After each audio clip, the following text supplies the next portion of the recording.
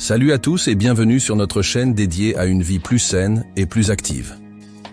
Aujourd'hui, on va décortiquer un sujet crucial qui nous concerne tous, le stretching. Est-ce vraiment la solution miracle pour éviter les blessures et améliorer nos performances? Ou y a-t-il des mythes tenaces qui nous induisent en erreur? Restez bien avec nous, car on va tout vous expliquer en détail. De la science derrière la flexibilité à la meilleure façon de l'intégrer dans votre routine sportive. Commençons par la base. Qu'est-ce que le stretching exactement?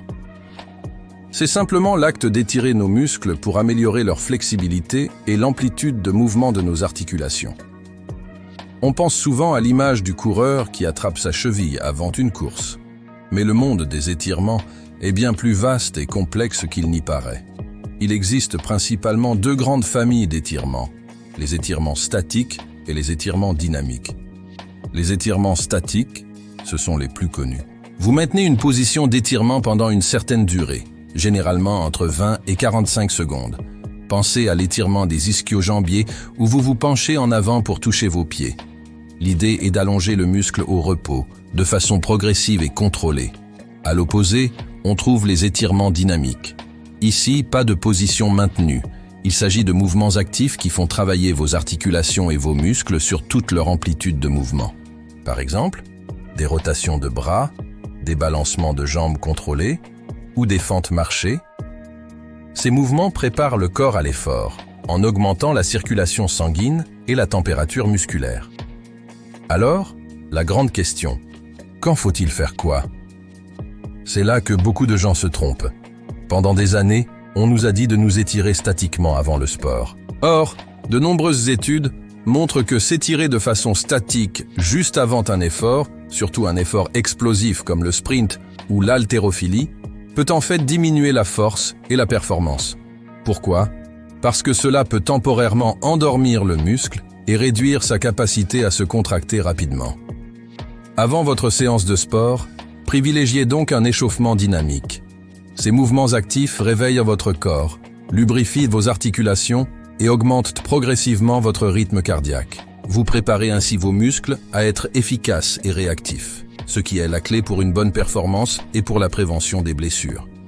Un bon échauffement dure entre 10 et 15 minutes et doit inclure des mouvements qui ressemblent à ceux que vous allez faire pendant votre activité. Et les étirements statiques, alors, on les jette à la poubelle? Pas du tout!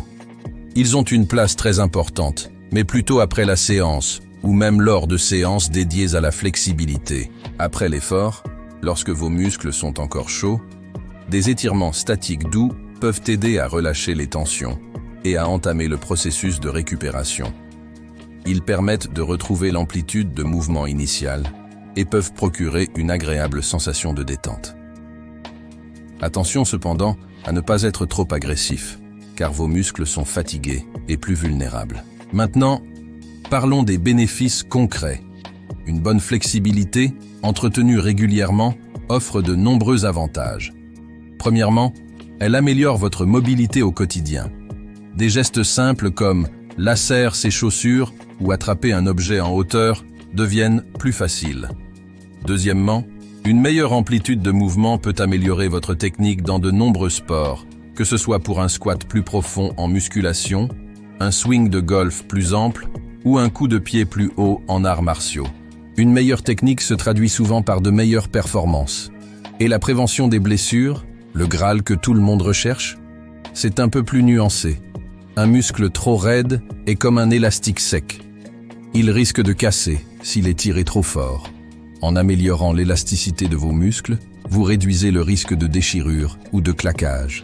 De plus, un bon équilibre de flexibilité entre les différents groupes musculaires aide à maintenir une bonne posture et à prévenir les déséquilibres qui peuvent mener à des blessures de surutilisation, comme les tendinites ou les douleurs lombaires. Cependant, il est crucial de comprendre qu'il y a aussi des risques. L'hyperflexibilité, c'est-à-dire une souplesse excessive, peut rendre les articulations instables et augmenter le risque de luxation ou d'entorse. Le but n'est pas de devenir contorsionniste, mais d'avoir une flexibilité fonctionnelle, adaptée à votre corps et à vos activités. De plus, mal exécuter un étirement ou forcer sur une douleur est le meilleur moyen de se blesser. La règle d'or est simple.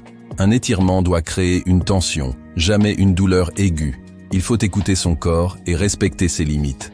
Parlons maintenant de l'impact sur la récupération musculaire. Après un entraînement intense, des micro-déchirures se forment dans les fibres musculaires. C'est ce qui cause les fameuses courbatures. Des étirements légers après la séance peuvent aider à augmenter le flux sanguin vers les muscles, ce qui facilite l'apport en nutriments et l'élimination des déchets métaboliques. Cela peut potentiellement réduire l'intensité et la durée des courbatures. Cependant, les étirements ne sont pas une baguette magique. Une bonne hydratation, une alimentation riche en protéines et un sommeil de qualité restent les piliers fondamentaux d'une bonne récupération. Comment intégrer tout ça dans une routine concrète? Voici un exemple. Pour une séance de course à pied, commencez par 10 minutes d'échauffement dynamique. Faites des montées de genoux, des talons-fesses, des rotations de chevilles et de hanches, et quelques fentes marchées. Ensuite, faites votre course. Une fois terminé, marchez 5 minutes pour faire redescendre le rythme cardiaque. Puis, passez à 10 minutes d'étirement statique doux. Étirez les mollets, les quadriceps, les ischio-jambiers et les fessiers en maintenant chaque position environ 30 secondes sans forcer.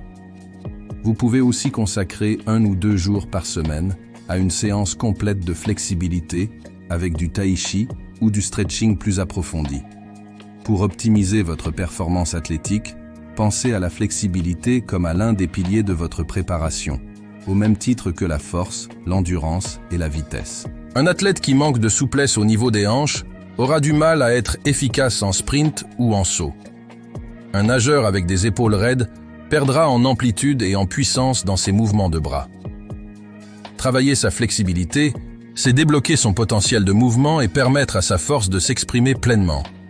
En résumé, le stretching n'est pas une simple formalité à faire avant et après le sport.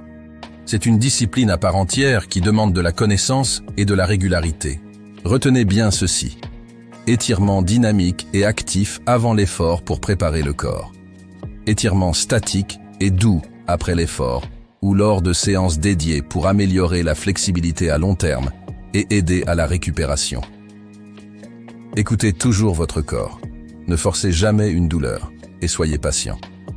Les gains en souplesse prennent du temps, mais les bénéfices sur votre bien-être, vos performances et la prévention des blessures en valent largement la peine. Voilà, j'espère que cette vidéo complète vous a éclairé sur le monde fascinant des étirements. N'oubliez pas que chaque corps est différent, alors n'hésitez pas à expérimenter pour trouver ce qui fonctionne le mieux pour vous. Si vous avez des questions ou si vous voulez partager vos propres routines, laissez un commentaire ci-dessous, on adore vous lire. Merci d'avoir regardé. Et si vous avez aimé cette vidéo, pensez à laisser un pouce bleu, à vous abonner et à activer la cloche pour ne rien manquer de nos prochains conseils.